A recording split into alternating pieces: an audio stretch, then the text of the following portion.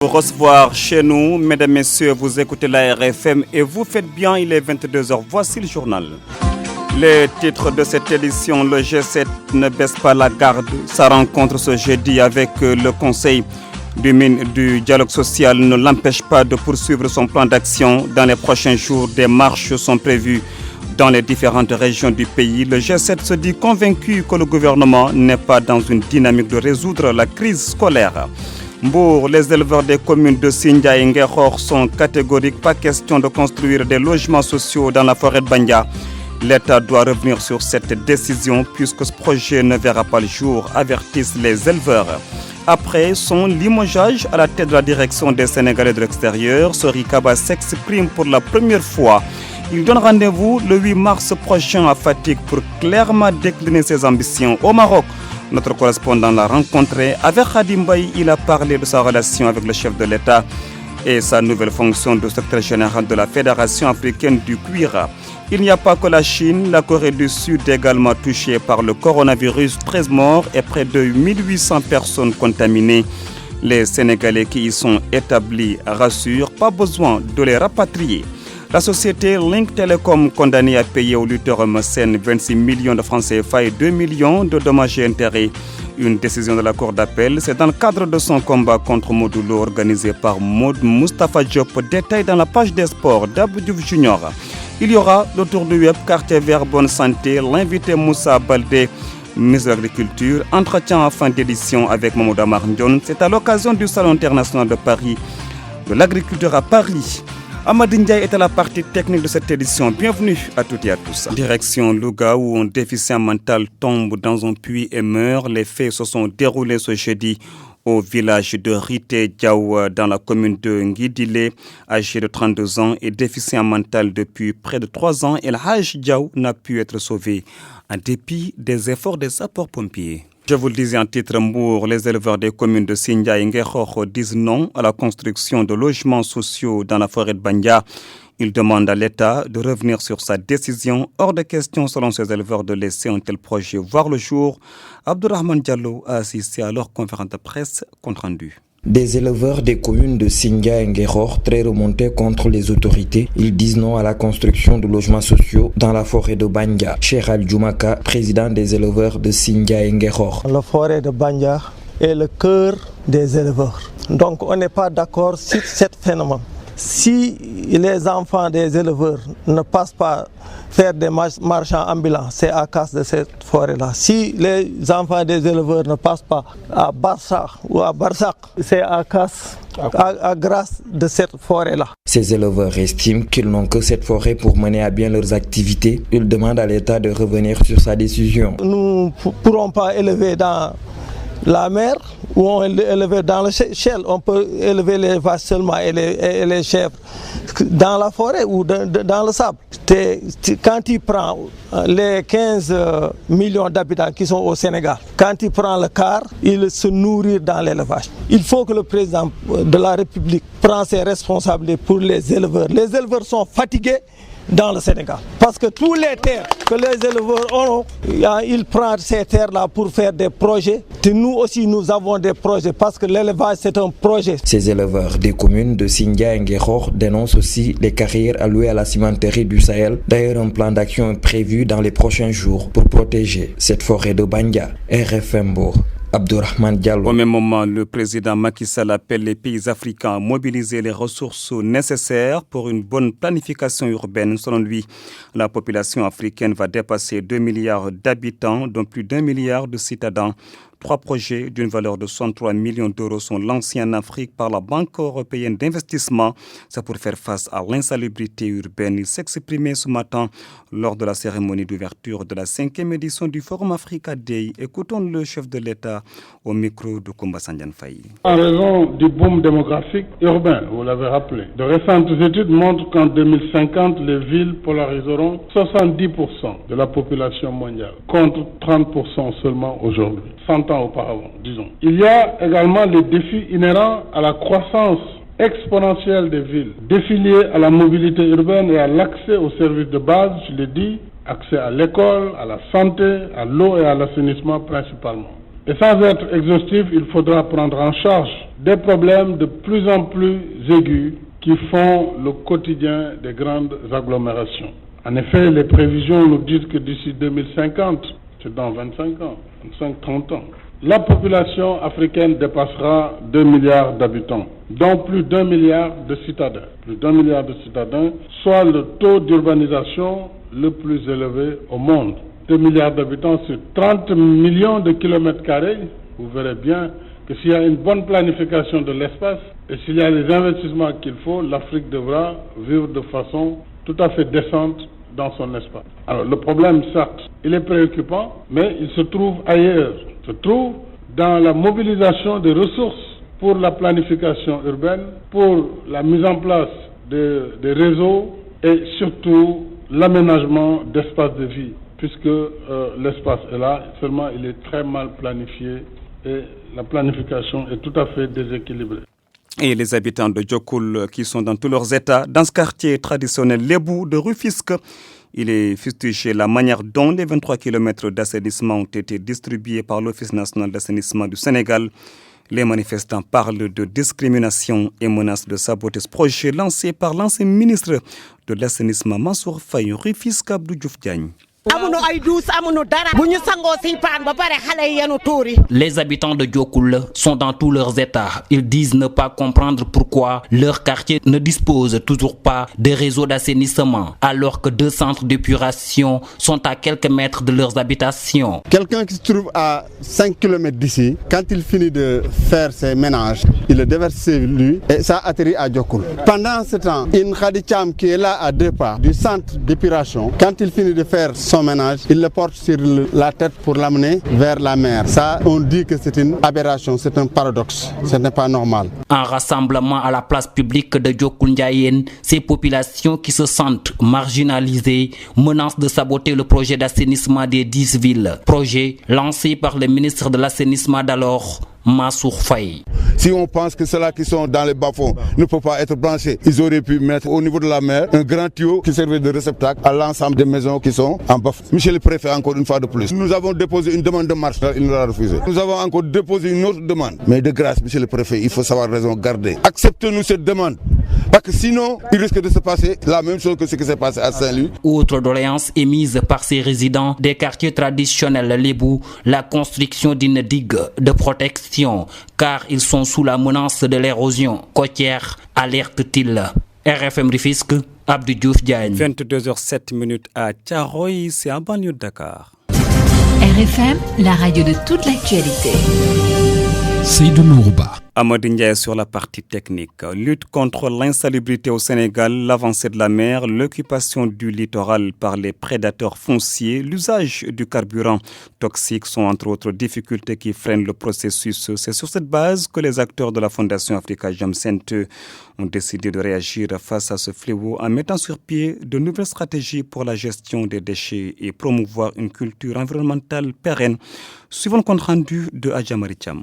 3 principaux défis sont à relever selon le fondateur de Africa Jom Center, Aliou Tine. On est en train de vivre la montée des eaux de mer. Regardez notre littoral qui est aujourd'hui pratiquement envahi par des prédateurs fonciers. Un peu partout. L'essence que nous avons, c'est de l'essence frelatée. C'est de l'essence avec un taux extrêmement élevé de CO2. C'est de l'essence avec des particules de plomb. Et cette essence, c'est une essence moins chère, le carburant le moins cher, mais le carburant le plus polluant qui peut être source de maladies respiratoires et cardiovasculaires. Les Sénégalais doivent s'impliquer davantage sur la culture d'une hygiène durable, selon Omar Ba, venu représenter le ministre de l'Urbanisme et de l'Hygiène publique. C'est le lieu même de transaction par essence. Et comme dit Kizerbo, nous sommes une société transactionnelle. Mais qu'est-ce que nous faisons de cette rue-là, Mbedemi, où l'espace public, 2 points, regard, partage. Est-ce que Mbed de Bourle ou le Mbed de Canal? C'est une chose qu'il faudra interroger. Selon Idrissa Tchaou, représentant de USJ, les mécanismes de promotion du zéro déchet passent par la mise en place d'un cadre communal et de création de cellules de base. Ces cellules de base seront les bras techniques des communes. Et si ces cellules de base sont renforcées, sont capacitées, elles pourront vraiment s'approprier tout le concept du zéro déchet en faisant de la prévention, mais aussi en faisant du curatif. Ce que j'appelle le curatif, c'est les opérations de nettoiement. Mais en amont, intégrer tout ce qui est valorisation des déchets dans le plan de communication. Face à l'insalubrité à Dakar et dans les autres capitales régionales, l'État doit créer de nouvelles villes, ont défendu différents acteurs présents à cette cérémonie. Le G7 poursuit son plan d'action malgré sa rencontre avec le Haut Conseil du dialogue social. C'est parce que, selon Abdou Fati et ses camarades, le gouvernement n'est pas dans une dynamique de résoudre la crise scolaire. Ces enseignants déplorent l'attitude des ministres qui ne viennent jamais assister au monitoring présidé par Cheikh Kanté. Il est prévu dans les prochains jours des marches dans les différentes régions du pays. Abdou Fati porte la parole du G7 au micro d'Abdourahmane Diallo. Le Haut Conseil du dialogue social a constaté que les syndicats représentatifs continuent à dérouler des plans d'action. De l'autre côté, le gouvernement fait le mort.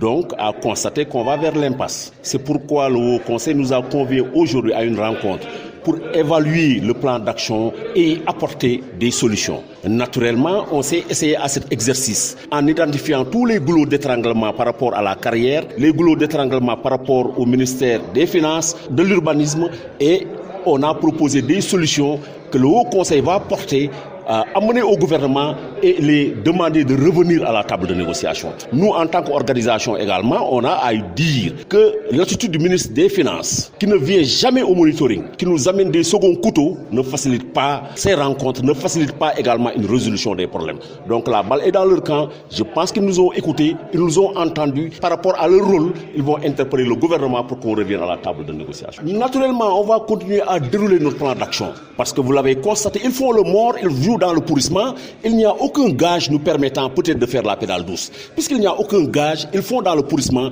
Nous prenons nos responsabilités pour continuer naturellement le plan d'action. Demain, il y aura grève totale. Et naturellement également, on va s'inscrire dans une dynamique de faire des marches partout à l'image de Thiès. On va visiter Louga, Ziguinchor, partout le Sénégal pour que nul n'en ignore. Sori Kaba s'exprime pour la première fois depuis son limogeage. Il donne rendez-vous le 8 mars prochain à Fatick pour décliner beaucoup plus clairement ses ambitions. Il a cependant accepté de répondre sur sa relation avec Macky Sall et sa nouvelle fonction de secrétaire général de la Fédération africaine des industries du cuir. Sori Kaba est interrogé par Khadim Mbaye, notre correspondant au Maroc. Je suis dans la politique, je suis dans l'administration sénégalaise, je suis aux côtés du président de la République et je me bats pour que Fatick soit la meilleure ville du monde. J'en dirai pas davantage pour Fatick. Je donne rendez-vous très prochainement, peut-être d'ici le 8 mars, pour dire aux Fatickois, pour dire aux Sénégalais mon ambition pour la ville de Fatick. Mais ce qui est réel, c'est que Sori Kaba reste un acteur politique, mais pour faire de la politique, il faut deux choses. Il faut beaucoup de connaissances, il faut beaucoup de savoir. Je rends grâce à Dieu, j'ai fait beaucoup d'universités et ensuite il faut beaucoup d'argent. Je suis à la recherche d'argent. J'espère que je l'aurai. Toujours à côté du président Macky Sall. Oui, parce que le président Macky Sall, quoi qu'on dise, est un frère. Je ne l'ai pas accompagné sous l'angle politicien en tant que tel, comme certains l'ont déjà fait. C'est des affinités qui dépassent les cloisonnements comme certains le pensent. Il n'aurait plus voulu que je sois avec lui, je resterai à ne plus faire la politique. Parce qu'en vérité, le champ politique sénégalais est gangréné par des parvenus, par des gens qui, en vérité, ne voient que leur propre personne quand ils se mettent devant un miroir. Si maintenant, cela sont des politiciens, les hommes politiques auront tendance à disparaître. Et l'homme politique, il est préoccupé par sa nation. Il est préoccupé par l'avenir de la jeunesse de son pays. Il est préoccupé par quels moyens il doit passer pour développer ou sa localité ou son pays en tant que tel. Autrement, on ne fait pas de la politique. On est sur l'irréel. Plus de 1300 enfants errent dans les rues de la capitale et parmi eux, 540 sont des étrangers. Des études du Centre de recherche pour le développement du Canada qui montrent aussi la féminisation de la violence. Les recherches faites à Medina Gounass et aux HLM ont pointé du doigt la promiscuité et le chômage comme des facteurs de la violence chez les jeunes. Compte rendu Salematao. La mendicité expose les enfants à une violence inouïe. Des propos du secrétaire général du ministre de l'Intérieur. Il a par ailleurs proposé de revoir les textes communautaires pour les adapter aux intérêts des enfants. Lamine Sakho. Les statistiques que nous avons relevées très récemment font état de plus de 1300 enfants qui sont soit de la rue ou dans la rue. C'est des enfants qui fréquentent de façon circonstancielle, soit en accompagnant leur maman pour la mendicité ou bien pour d'autres activités, mais ils retournent donc à des. Parmi ces enfants, plus de 500 nous viennent de l'extérieur. Selon les chercheurs, on assiste de plus en plus à la féminisation de la violence, surtout en banlieue dakaroise. Djibril Diop. Nos résultats corroborent ce que la police avait déjà prévu à travers ces statistiques. Dans la tranche d'âge 14-19 ans, 15-19 ans, on voit que fondamentalement les filles dominent dans les actions de violence. C'est après cet âge-là qu'on voit les garçons prendre le dessus. La promiscuité, le chômage, les maltraitances dans les maisons font partie des facteurs de la violence. Il y a aussi la question du chômage, la question de non-occupation, du désœuvrement, de l'abandon très rapidement de l'école. Par exemple, à Madina Gounass, beaucoup de jeunes décrochent très rapidement, qu'il n'y a pas de suite. Et ils n'ont pas de formation qualifiante pour pouvoir faire des métiers ou trouver un travail facilement. Donc ça, c'est un problème. Il y a aussi les enfants qui sont battus dans la maison. Le fait de battre l'enfant ou de le mettre dans des situations très difficiles, ça peut facilement dégénérer et conduire l'enfant à des situations de violence. La révision des cadres de vie, éviter le milieu carcéral aux jeunes, imposer des réponses institutionnelles, telles sont les recommandations formulées par le ministère de l'Intérieur pour mieux lutter contre les violences chez les jeunes. Salimata, Magaldo Porokhane, le problème d'approvisionnement en eau devient récurrent pour cette édition. Le ministre du Développement communautaire promet que cette question sera réglée. Mansour Faye procédait à la mise en service d'un forage de 80 mètres cubes heure à la ville sainte de Porokhane. Il est au micro d'Ibrahim Djamé. Vous savez que Porokhane est une ville religieuse très importante qui accueille chaque année donc des milliers et des milliers de pèlerins. Naturellement, une ville de cette envergure, des fois, effectivement, reste confrontée à des difficultés d'approvisionnement en eau potable.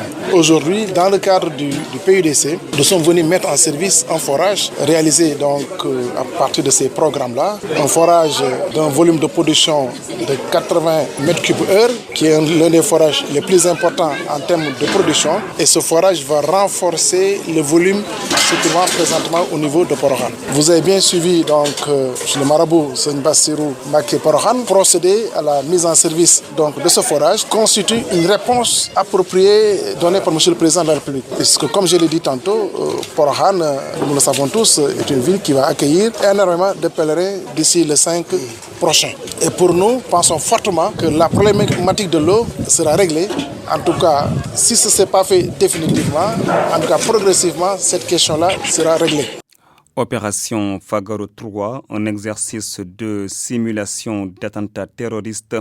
Le Grand Théâtre de Dakar, l'endroit choisi par le cadre d'intervention et de coordination interministérielle des opérations de lutte antiterroriste. Pour cet exercice, plus de 500 éléments ont été déployés à Mouloussa Barba. En plein spectacle au Grand Théâtre, des assaillants ont fait irruption dans la salle.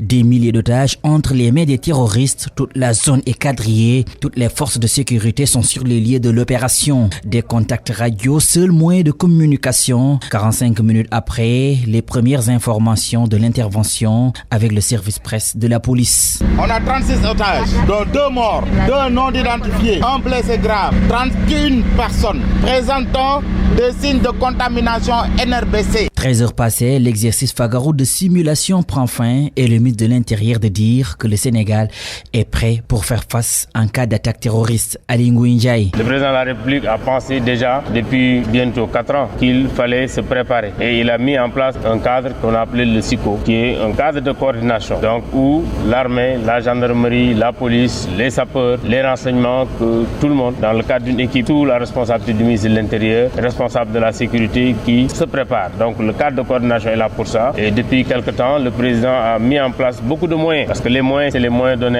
à l'armée, c'est les moyens donnés à la police, c'est les moyens donnés à la gendarmerie pour pouvoir faire face en cas de survenance d'attaque. Aujourd'hui, je pense que nous avons engagé près de 500 éléments ici dans cet exercice. Les véhicules et autres également, c'est un nombre assez impressionnant. Cet exercice est organisé par le ministère de l'Intérieur dans le cadre de la coopération avec l'Union européenne dans le domaine de la sécurité intérieure.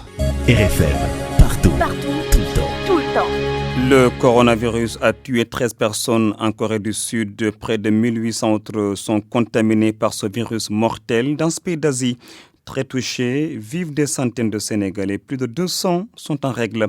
RFM a pu entrer en contact avec eux. Ils ne demandent pas à être rapatriés et rassurent leurs proches. Salif Sow. Il vit dans cette partie de Séoul depuis 3 ans. La présence du virus mortel en Corée du Sud n'a pas affecté ses activités ni celles de nos autres compatriotes vivant dans cette partie de l'Asie, du moins pour le moment. On mène nos activités tranquillement. Je place ces mots pour rassurer nos proches restés au pays. On se porte bien.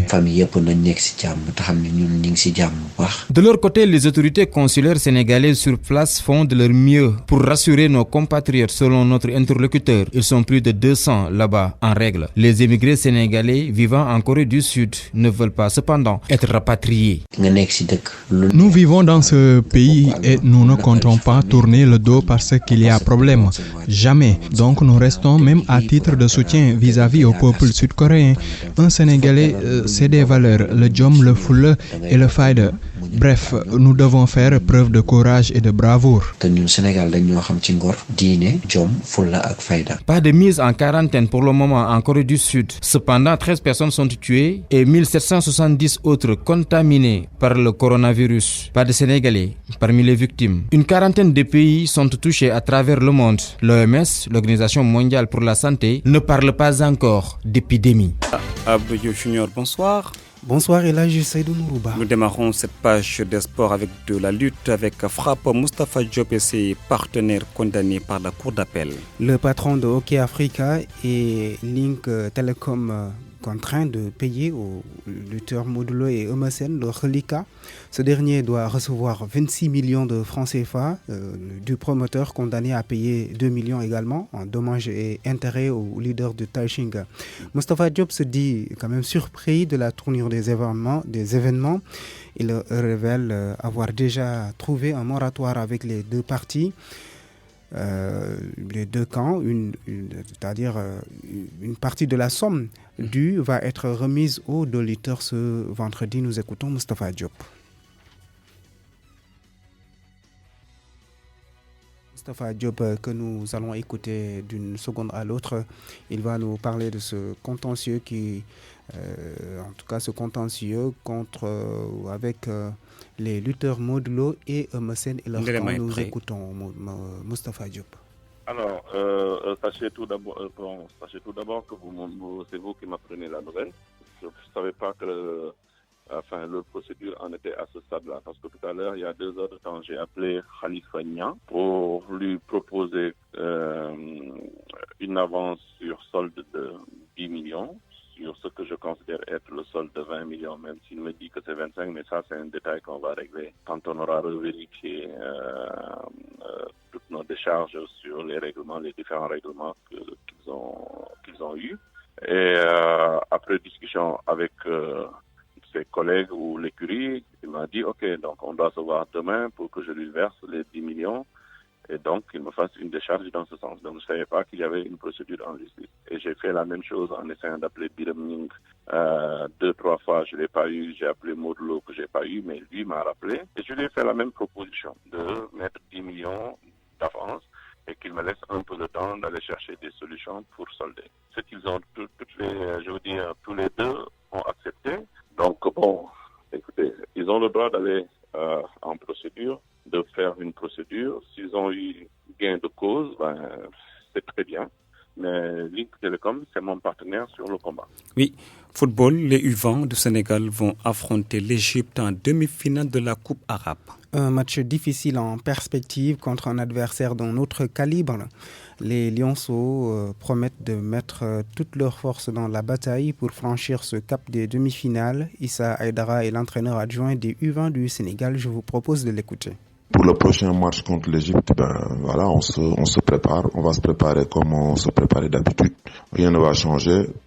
C'est vrai que c'est un adversaire de notre calibre, mais je pense que nous aussi on a nos propres qualités et on va les faire valoir. Et je pense qu'il y a de la place pour passer. Ce sera pas un match facile, on le sait, mais on n'a pas peur de l'Égypte, loin de là. On va jouer notre match comme on joue d'habitude et puis voilà. Si on met, comme je dis souvent, si on met les ingrédients qu'il faut, il n'y a pas de souci, je pense qu'on va passer parce que voilà, il y a tout ce qu'il faut ici pour ça. Et donc voilà, l'Égypte, on les avait déjà joués, c'était pas la même compétition, c'était pas le même contexte, mais je pense que la mentalité ne change pas et que nous aussi, vu l'état d'esprit que l'on affiche en ce moment, je pense que l'Égypte est un adversaire de taille, c'est vrai, mais on a des ambitions dans ce tournoi, comme je l'ai dit, et je pense que pour arriver au sommet, pour gagner le trophée, il faut battre les meilleurs. L'Égypte fait partie des meilleurs, donc on fera tout pour les battre et accéder à la finale, Inch'Allah. Issa Aïdara. Les Lionceaux ont battu Bahreïn en quart de finale de la Coupe arabe par 5-0 avec un triplé de Samba Diallo et des buts de Moussa Ndiaye et Mbaye Jacques Ndiaye. Cette victoire envoie le Sénégal en demi-finale contre l'Égypte. L'autre demi-finale va opposer l'Algérie au Maroc. Les Lions du Sénégal sont aussi qualifiés en demi-finale après leur victoire sur le Cap-Vert cet après-midi, 2-0. Il s'agit de la deuxième victoire en autant de matchs pour les protégés de Mamoussa Cissé. Leur dernier match de poule est prévu dimanche contre la Sierra Leone, pays organisateur du tournoi de l'UFOA A. La Fédération sénégalaise de football pour l'amélioration des normes de sécurité dans les stades. L'instance dirigeante du football sénégalais est en partenariat avec l'Agence d'assistance à la sécurité de proximité et l'Institut de formation au métier des sports. Un stage de formation des stadiers et agents de manifestation publique est au menu. Il est prévu au mois de mars prochain. La cérémonie de signature de la convention tripartite est prévue lundi à Dakar. Ligue Europa, quelques équipes ont validé leur ticket pour les huitièmes. On sait déjà qu'avec sa large victoire sur Bruges, 5-0, Manchester United est qualifié. Krépin Diatta n'a rien pu faire. Il est entré dans le dernier quart d'heure de cette rencontre. Mais Bruges va quand même rentrer à la maison. Benfica 3, Shakhtar Donetsk 3. C'est finalement Shakhtar qui se qualifie. Le FC Séville s'est qualifié à domicile malgré le nul 0 but partout contre Cluj. Inter de Milan a tout simplement validé son ticket en recevant et battant Ludogorets 2-1. Ajax Amsterdam, malgré sa victoire à domicile 2-1 contre Getafe, est disqualifié. C'est plutôt Getafe qui passe. Arsenal, Olympiakos, c'est très bien parti à l'instant pour Arsenal. Arsenal qui vient d'égaliser. Olympiakos était devant depuis le but marqué par le Sénégalais Pape Abdou Cissé. Et dans cette partie, c'est Ibn Rouba. La défense d'Olympiakos est constituée de deux Sénégalais, Ousseynou Ba et Pape Abdou Cissé, justement, qui a marqué le but qui avait donné l'espoir à Olympiakos. Mais Arsenal a égalisé, ce qui donne aux Gunners l'opportunité de passer au tour suivant. On en est à la 118e minute après à la fin du temps réglementaire. C'était 1-0. Pour Olympiakos, mais là, Arsenal vient d'égaliser et ça sent bon pour Arteta, Michael qui les entraîne. Ça sent le tir au but. Bayer Leverkusen s'est aussi qualifié en battant Porto 3-1. Istanbul Başakşehir au tir au but a gagné contre Sporting Portugal 4-1. Espagnol, Barcelone rentre à la maison malgré la victoire à domicile contre Wolverhampton 3-2. La Gantoise est qualifiée aux dépens de l'AS Roma, 1 but partout. Et Malmö qui a été malmené par Wolfsburg 3-0. Il est donc malmené. Sport automobile, une course réservée aux femmes prévue le 8 mars prochain. Il s'agit de la 7e édition du Trophée Mousso, cette course qui n'avait pas été organisée depuis plusieurs années est prévue au stade Léopold Sédar Senghor. Les organisateurs comptent l'Olympiakos a marqué Abdou à la 119 minutes. Ça se complique pour Arsenal, donc c'est fini, c'est terminé. C'est terminé pour Arsenal. Alors une bagarre, il y a une bagarre. C'est plutôt les supporters qui félicitent leurs joueurs qui viennent donc de marquer ce but-là, le centre, ça va revenir, oui. Et voilà comment ils ont marqué ce but. Le centre, donc, il y a hors-jeu peut-être. On va voir. Non, celui qui a marqué le but n'est pas hors-jeu. Le but, donc, est validé pour Olympiakos qui va donc sans doute passer parce qu'il reste que quelques secondes dans cette partie.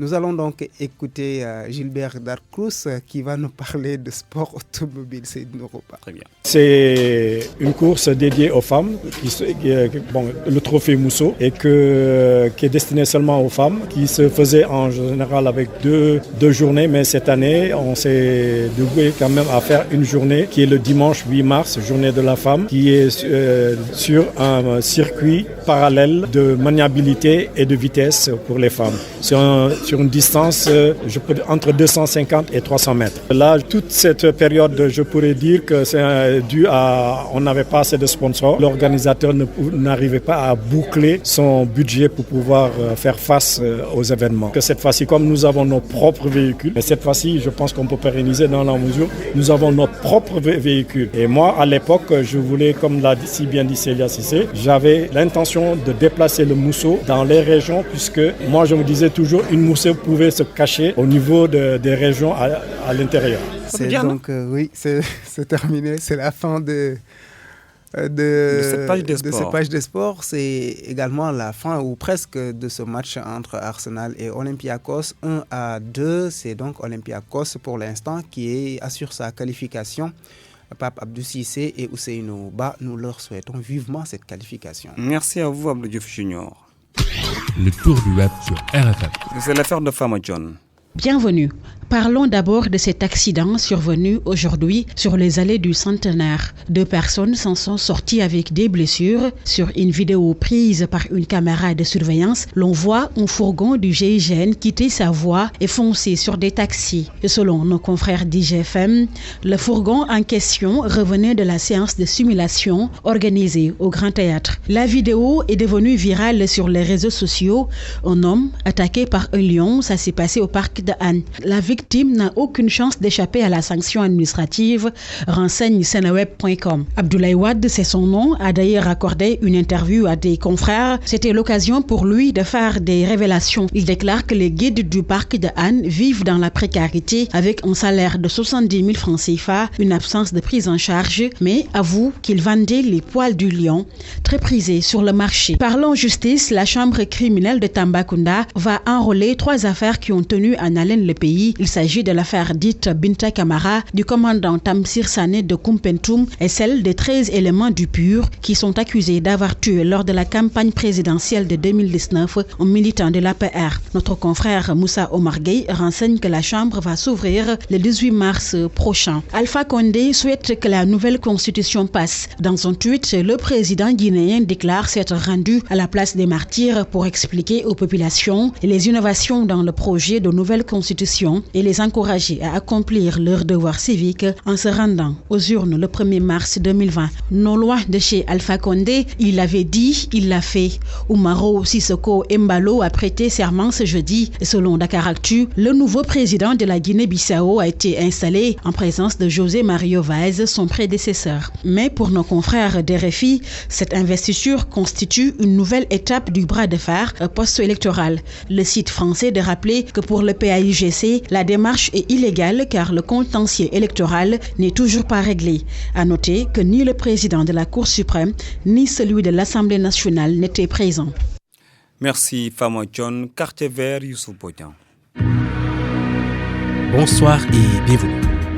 Quand les sachets plastiques menacent la pêche, c'est la triste réalité à Mbumba, dans le département de Podor. Les villageois craignent pour la survie de leur activité. Le reportage de notre envoyé spécial Abdoulaye Diop. Nous les avons trouvés à Sulbabi Mbumba, un village de pêcheurs polars. Ici, la pêche est l'une des principales sources de revenus des familles. Mais cette activité est aujourd'hui menacée à cause de la pollution du fleuve par le plastique. Razak Diop, pêcheur. Nous n'arrivons plus à pêcher normalement à cause des sachets plastiques. Si tu mets en place un appât, le soir tu reviens, tu ne feras remonter que du plastique. Les couches à jeter, par exemple, c'est un véritable problème. Le revenu a considérablement baissé avec plus de 80% de pertes, selon le girafe du village Ibrahim Diop. Le fleuve n'est plus poissonneux. Bon, en plus, avec cette pollution-là, c'est autre chose. Avant, tu pouvais avoir une 80aine de kilos ou bien une centaine de kilos. Mais actuellement, tu te retrouves à 2 kilos ou même tu deviens bredouille sans rien. L'application de la loi sur le plastique, ces pêcheurs disent l'attendre avec impatience. Le secteur est vraiment touché. Sérieusement, le fleuve ne nous nourrit plus comme avant. Nous voulons vraiment qu'on interdise l'usage du plastique et cela définitivement. C'est notre vœu en tant que pêcheurs et agriculteurs. Nous sommes d'accord avec cette loi. Face à ce phénomène, une campagne de sensibilisation est lancée auprès de la population. L'objectif, faire de Mbumba la première commune à se débarrasser définitivement du plastique. Abdoulaye Diop, le péril plastique, un problème dans nos villes et pourtant il peut être transformé en opportunité. Des déchets plastiques mélangés avec du sable donnent des pavés écologiques. Un projet porté par l'association Jeunesse Prête pour la protection de l'environnement.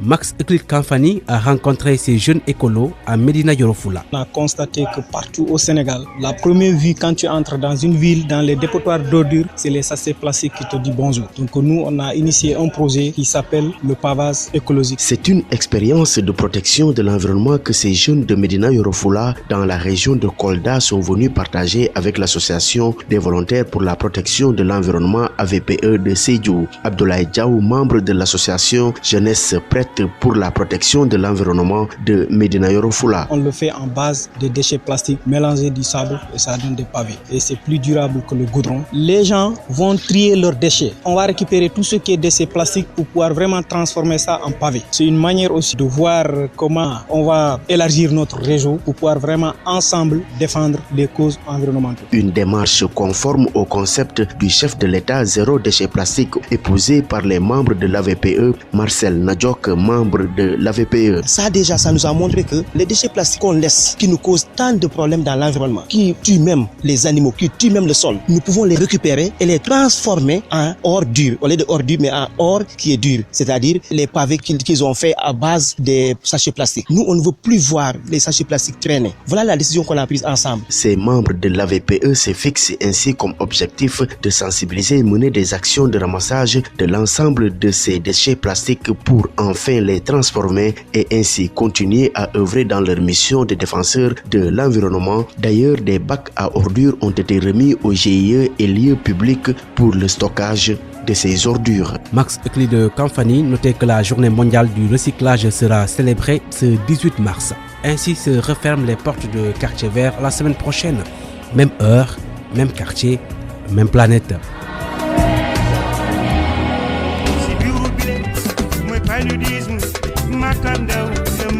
Le ministère de la Santé et de l'Action sociale vous offre Bonne Santé. am na ci yenn réew yi feebar bu ñuy wax coronavirus muy ràññeekoo ak yile màndarga jafe-jafe ci noyyi yaram bu tàng sëqët apat ñi mu gën a sonal nag mooy tuut tànk yi mag ñi dëkkaale ak jafe-jafe noyyi ak ñi seen wér-gu-yaram sooxe ngir feggu ci jàngoroy coronavirus bi ministère bi yor wér-gu-yaramu askan wi moo leen di fàttali yii di faral di raxasu ak ndox ak saabu di sëqët ak di tissooli ci mouchoir te boo ca noppee nga def ko ci biir mbalit moytu saafonte bi ak di laal yenn rabu àll yi lii di yàpp ak nen nañu koy togg ba mu ñor jàngoro ji nag dafay lore boo ci bëggee am yeneen i leeral wooteel ci 800 00 50 50 doo ci fay dara xibaar bi ministère bi yor wér gu yaramu askan wi moo leen ko baaxee. Bonne santé à Mbaye. Bienvenue. Beaucoup de fausses informations circulent sur l'utilisation de la pompe chez les asthmatiques. Certains vont jusqu'à même parler d'effets néfastes sur le cœur et d'autres organes. Il n'en est rien d'après le professeur Yacine Diakane, pneumologue à l'hôpital de Fann. Elle précise que la pompe est très efficace et sûre et elle est même un élément essentiel du dispositif thérapeutique élaboré pour les asthmatiques. La pompe, communément, c'est les sprays. C'est juste le véhicule de médicaments.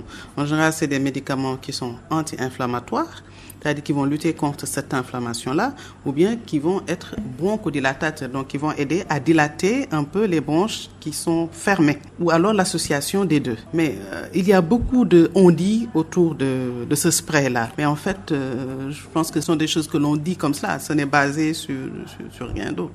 Parce que tout simplement, il y a une classification de l'asthme. Il y a ce qu'on appelle un asthme intermittent. C'est la personne qui, de temps en temps, fait des crises une fois l'an, une fois tous les 2 ans, et cette personne-là est judiciable d'un certain type de traitement. Il y a d'autres personnes qui, à l'extrême, font des crises tous les jours. Donc pour ces personnes-là, il faut un autre type de traitement. Donc on ne peut pas croiser les 2 traitements, on ne peut pas croiser les 2 patients.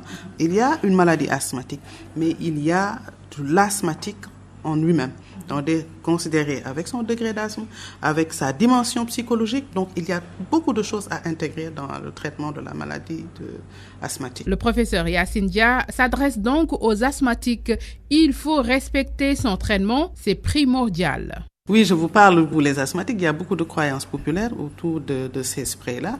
Mais rassurez-vous que ce sont des traitements qui ont été étudiés et qui sont efficaces. Parce que la voie la plus rapide, c'est le traitement par voie inhalée. En cas de crise, ce que l'on fait, on donne des médicaments qui passent par la bouche, par les narines et qui vont venir au niveau de l'appareil respiratoire et ouvrir rapidement les voies respiratoires. C'est un traitement d'urgence qui est validé, qui est utilisé. Il n'y a pas de médicament à effet secondaire zéro. Je vous l'accorde, ça c'est même mais ce n'est pas aussi alarmant que les gens le pensent ou le croient. Certaines personnes refusent même de se traiter parce qu'ils ont peur de ces sprays-là, alors qu'il n'en est rien. Merci professeur, merci à tous et surtout, prenez bien soin de vous.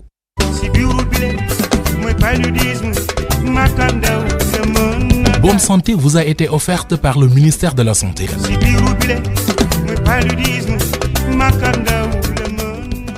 RFM, la chronique du jour. Abdoulaye Ndiaye. Les socialistes sénégalais ont en effet célébré par un hommage vibrant leur défunt secrétaire général. Ils ont revisité le parcours d'un homme de conviction pétri aux valeurs du socialisme légué par le premier président du Sénégal. Le rassemblement d'invités venus de tous les bords politiques fut la marque distinctive du grand disparu. Une marque faite, et les avis sont unanimes, de recherche permanente de consensus dans les actes politiques avec l'intelligence tacticienne et les vertus de la diplomatie qui l'ont toujours caractérisé. Rester fidèle à l'œuvre d'un tel homme, c'est savoir saisir quand il sera nécessaire l'inexorable temps des ruptures et des reconstructions afin de donner au parti une âme conquérante. Car 12 ans d'opposition et depuis 2012 adjuvant dans l'exercice du pouvoir poussent à se demander ce que les héritiers de Léopold Sédar Senghor ont fait de leur histoire de partie de notre indépendance et des premières décennies de notre République.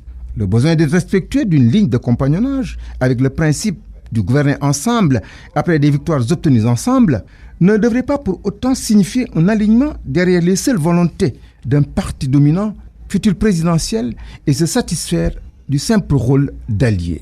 Pour un parti historique, il pourrait s'agir là des pures formes de renoncement à toute ambition politique.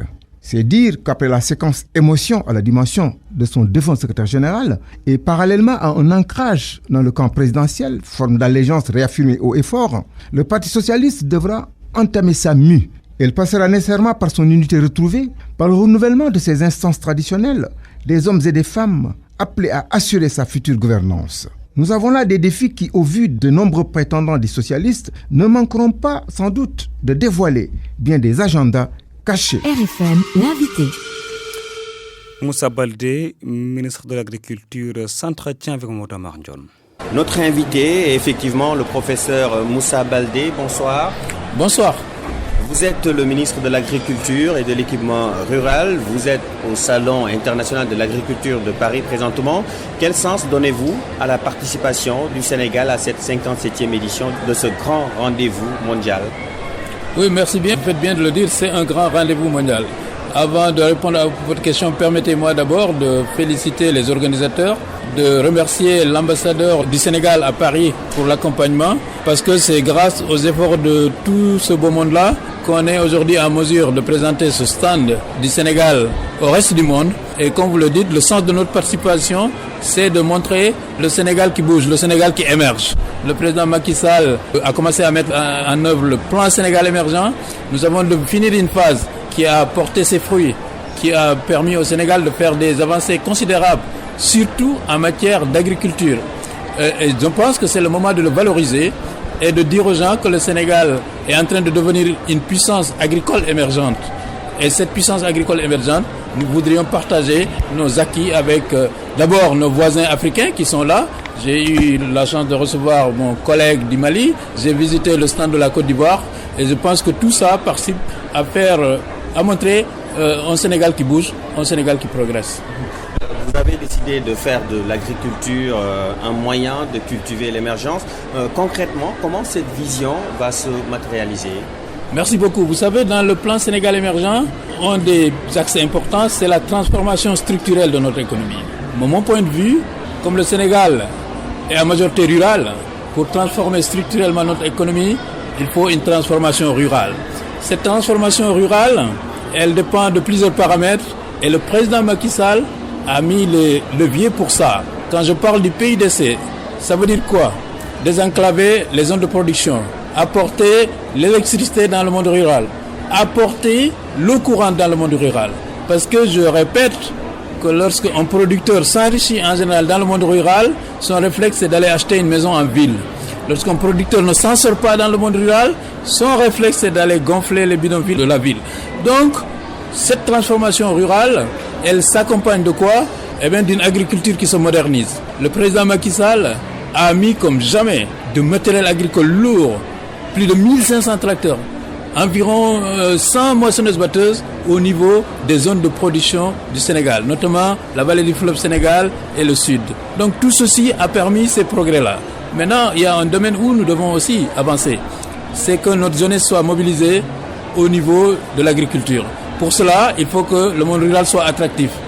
J'étais dans le monde rural il n'y a pas longtemps. J'ai pu suivre le Classico Barcelone-Madrid dans un village. Et je pense que si un jeune, il peut rester dans son village, avoir des gains qui dépassent 3 millions par an et qu'il puisse suivre, parce qu'il a l'électricité, il a l'eau courante, Barcelone-Real Madrid au village, ben, il ne changera pas de quitter le village. Donc c'est pour cela, c'est tout cela que je compacte dans le fait que l'agriculture doit cultiver l'émergence. Des emplois agricoles et aussi fixer les jeunes dans leur terroir. Exactement. Et c'est tout le sens du PADAER qui expose ici, c'est pour l'entrepreneuriat rural, c'est tout le sens du Proval qui expose ici aussi, c'est tout le sens de notre projet Agri-Jeunes qui va démarrer dans un mois. Nous voulons que les femmes et les jeunes, comme l'a si bien spécifié le président de la République, se sentent concernés dans le deuxième mandat du président Macky Sall, portent le progrès, portent vraiment l'agriculture, donc portent l'émergence du Sénégal. Et comment votre département compte travailler avec le secteur privé, notamment l'Union nationale des chambres de commerce, d'industrie et d'agriculture du Sénégal? Déjà, ici c'est un exemple de partenariat. Nous produisons, mais c'est les chambres de commerce et le ministère du Commerce qui doivent aider à la commercialisation. Ici, ensemble, la main dans la main, nous sommes venus montrer le Made in Sénégal et nous espérons que, en partant de là, les produits sénégalais seront mieux connus et c'est dans ce sens que nous pouvons travailler ensemble. Nous sommes responsables de la production, mais c'est important pour nous aussi que les producteurs puissent vendre leur production et c'est en ce sens que nous travaillons avec la Chambre de commerce. Je rappelle que notre invité est le ministre de l'Agriculture et de l'Équipement rural, le professeur Moussa Baldé. Alors, parlons de la campagne de commercialisation de l'arachide qui bat son plein. Quelle est la situation? La situation, elle est simple. La campagne de commercialisation, il faut qu'on s'entende sur les termes. J'avais dit, et je l'ai répété, à l'Assemblée nationale, c'est quoi une campagne de commercialisation réussie? Du point de vue du gouvernement et du ministère de l'Agriculture, un premier élément important, c'est que les producteurs puissent vendre leur arachide, puisqu'on parle de commerce là. Et tout le monde est d'accord au Sénégal, on ne connaît cette année aucun producteur qui te dira qu'il n'arrive pas à vendre ses arachides. Mieux, nous avions fixé le prix plancher à 210 francs. Mais tout le monde est d'accord que le prix moyen auquel les producteurs ont cédé leur arachide, c'est pas moins de 280 francs. Et des producteurs m'ont dit, et j'aime à le répéter, pour une fois depuis l'indépendance du Sénégal, on peut vendre 1 kilo d'arachide et aller acheter 1 kilo de riz et avoir de la monnaie. Depuis l'indépendance, c'est la première fois, lorsqu'on vend 1 tonne d'arachide, on peut acheter 4 tonnes de ciment et les jeunes producteurs sont en train de construire leur maison dans tout le monde rural. En faisant en sorte que les exportateurs chinois exportent plus de 200 000 tonnes de graines décortiquées. Ça a permis de mettre de l'argent frais, plus de 100 milliards dans le monde rural, 100 milliards de francs CFA.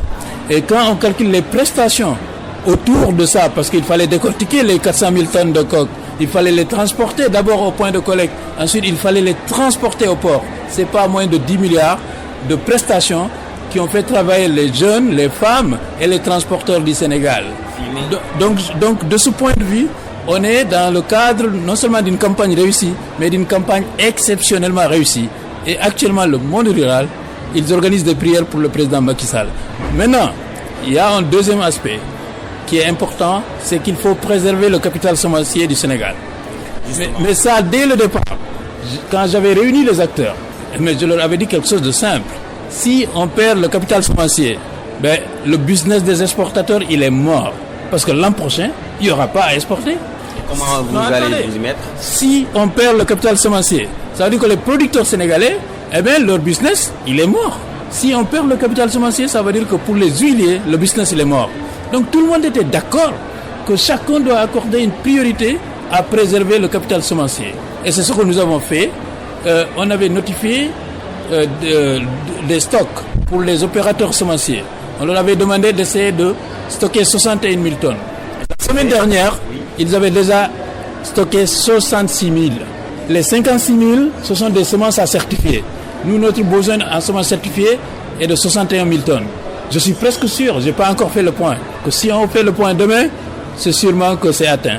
Donc le capital semencier n'est pas menacé et j'ai demandé à la cellule logistique du ministère de l'Agriculture d'aller vérifier sur site tous les stocks et de me rendre compte à mon retour pour que je puisse proposer à l'autorité un modèle de distribution des semences pour la campagne à venir. Concernant les huiliers, ils peinent à collecter des graines parce que là, il y a les exportateurs, notamment les Chinois, qui viennent acheter à des prix très élevés. Oui, très élevés.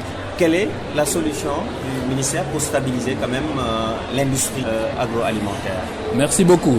Vous savez, la Sonacos, qui était jadis un des fleurons de notre industrie, a été privatisée à un certain moment. Le président Macky Sall, par souci de préserver notre tissu industriel, a repris la Sonacos. Donc que personne ne vienne nous dire que nous voulons saborder la Sonacos. Ça, c'est pas vrai. Qu'est-ce qui s'est passé? Depuis 4 ans, l'État signe un protocole avec les huiliers qui n'ont jamais acheté le prix du kilogramme d'arachide à plus de 150 francs au Sénégal ces 3 dernières années. Ça a coûté à l'État 33 milliards. Cette année, j'avais décidé de ne pas reconduire ce protocole. Donc certaines entreprises ont décidé de ne pas se lancer dans la campagne. Mais notre industrie, la Sonacos, elle bien sûr, elle répond quand même. La Sonacos a les moyens que les autres n'ont pas. Non, la Sonacos, c'est notre société. Donc nous, on lui donne les moyens d'aller en campagne. Lorsqu'elle s'est rendue compte que le prix plancher était supérieur à 250 francs, ils se sont réajustés et ont acheté actuellement 21 000 tonnes de graines en moyenne à 280 francs le kilogramme. Et comme vous le savez, le gouvernement a décidé de suspendre les exportations. C'est pour permettre à la Sonacos, qui est maintenant quasiment seule sur le marché, de pouvoir atteindre peut-être les 40 000 à 50 000 tonnes. Est-ce que cette suspension sera levée? Elle ne sera pas levée avant la fin des semis. Et je répète que la suspension n'est pas nouvelle au Sénégal. L'année dernière, j'ai suspendu les exportations le 25 mai. Pourquoi? Parce que le 25 mai, nous avions atteint à peu près 400 000 tonnes exportées de graines coques. Ce chiffre, cette année, nous l'avons atteint le 31 janvier. Et quand on l'a atteint le 31 janvier, la mesure que j'avais prise au mois de mai, mais je me suis senti dans l'obligation de la prendre au mois de février. C'est aussi simple que ça. Et vous n'avez jamais entendu un seul exportateur contester cette mesure. Pourquoi? Parce que lorsqu'au début, j'ai réuni tous les acteurs pour dire aux gens, aux uns et aux autres, de dire leur objectif. Vous savez ce qu'avaient dit les exportateurs? Nous voulons exporter 400 000 tonnes. Eh bien, au 31 janvier, mais les exportateurs, ils ont atteint 400 000 tonnes. Eh bien, on leur a dit, voilà, vous avez atteint votre quota, nous suspendons les exportations. Oui, mais au moment où c'est dans les industries, le licenciement commence à devenir monnaie courante. Mais vous savez, les industries en question, ce sont des privés. Comme je vous ai dit, l'État a mis 33 milliards pour eux. Moi, j'aimerais juste qu'on me dise, l'année dernière, la campagne de commercialisation a coûté 12 milliards au gouvernement du Sénégal. C'est 1 milliard par mois. Moi, j'aimerais qu'on me démontre que tous ces gens, leur, on va dire, masse salariale, ça fait plus de 1 milliard par mois. Je ne suis pas sûr. Donc ça veut dire quand même que c'est l'État quasiment qui payait ces gens qu'on est en train de licencier. Donc, il ne faut pas quand même qu'on vienne nous dire... Où est le visage social de l'État? Non, attention. Le visage social, Le visa social, vous allez voir la CMU, les bourses sociales, je peux vous donner 1000 exemples. C'est pas là le propos. Est-ce que c'est social de payer les salaires d'une entreprise privée? Je ne pense pas. Le rôle d'une entreprise privée, c'est de s'implanter, d'être compétitive et de vivre. Si ce n'est pas le cas économiquement, on doit s'arrêter. Il faut que les choses soient claires. Et je vous signale que la plupart de ces saisonniers, qu'est-ce qu'ils faisaient? Ils décortiquaient, ils descendaient de la marchandise. Mais cette année, c'est pareil. Les arachides, les 400 000 tonnes, il a fallu les décortiquer, il a fallu charger les camions, il a fallu amener dans des conteneurs. Donc d'autres Sénégalais ont travaillé. Donc il ne faut pas quand même mélanger les choses. Très bien. Notre invité est le professeur Moussa Baldé, ministre de l'Agriculture et de l'Équipement Rural. Professeur, nous allons parler des travailleurs du ministère que vous dirigez. Ils étaient en mouvement d'humeur la semaine dernière, à l'origine des conditions de vie, de travail difficiles, des salaires bas, qu'ils jugent en tout cas à ce niveau. Que comptez-vous faire pour quand même ramener la quiétude? Mais merci beaucoup. Vous savez, quand on entend les syndicalistes, on va croire que c'est le ministre Moussa Baldé qui est responsable de leur salaire bas. Je pense que c'est pas honnête. Moi, je suis ministre il y a 1 an. Ce sont vos agents. Je suis d'accord. Ça, entièrement d'accord. Et je vous dirai ce que je veux faire pour eux.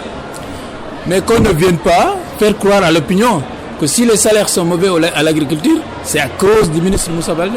C'est des gens, ils étaient recrutés, mais moi, j'étais même pas peut-être né des fois. Plus de 10 ministres de l'agriculture sont passés. Les revendications étaient là, ça n'a pas bougé. Moi, je les ai reçues. J'ai dit que je reconnais que leur revendication, elle est légitime. Que je vais la porter où je dois la porter. Que je vais la porter pour eux.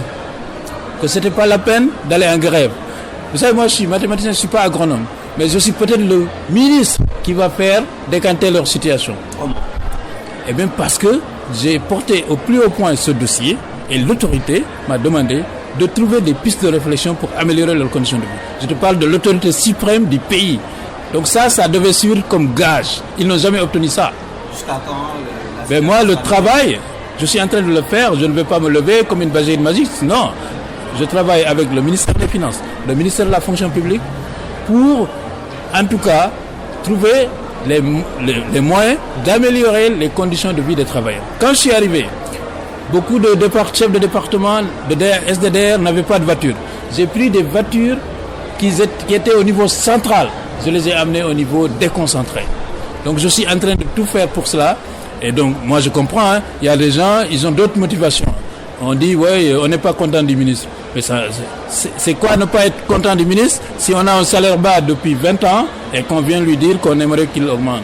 Et qu'ils vous disent, je travaille pour l'augmenter. Donc je pense que les gens, ils doivent être raisonnables. On a compris leur point de vue, mais qu'ils laissent le ministre essayer de faire ce qu'il a à faire. D'autant plus que, comme je l'ai dit, la plus haute autorité m'a demandé une réflexion sur comment améliorer les conditions de vie des agronomes du Sénégal, qui sont quand même parmi les plus importants, puisqu'on a dit que c'est l'agriculture qui cultive l'émergence. Merci beaucoup, professeur Moussa Baldé. Je vous remercie. Je rappelle que vous êtes le ministre de l'Agriculture et de l'Équipement Rural. Merci. Merci à vous, Madame Marion. C'est la fin de cette édition de